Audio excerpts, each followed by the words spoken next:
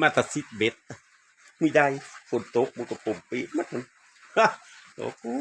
จะเป็นซาบะบูยูฝนเป๊ะนะฝนแต่ได้พวกเจ้าเคยเห็นอยู่เมืองลาวนะกดติดตามซอยเด้อพวกเจ้าเด้อสองคอยนะซ่อมไม่ยงใหญ่ไม่ใหญ่ยงลาวเลยจ้ะ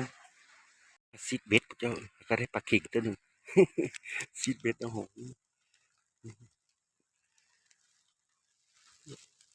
ก็ได้ปลาเข็งตัวหนึ่งพวกเจ้า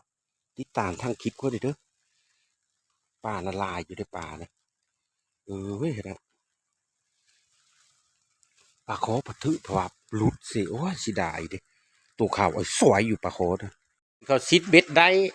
ไปเบิ้งไปล่องเบิ้งเมื่อวานนี่เขาได้ปลาดุก4 ตัวตั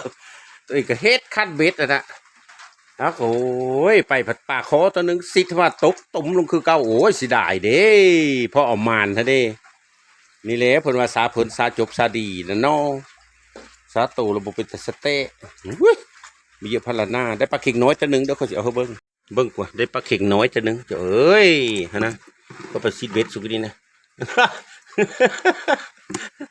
ปลาขอพันลุดสมุยข้าวสวรรค์นี่ได้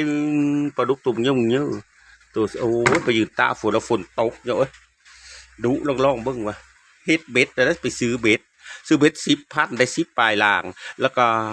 ซื้อได้มันก็10,000เป็น20,000ได้ปลาเข่งตัวหนึ่ง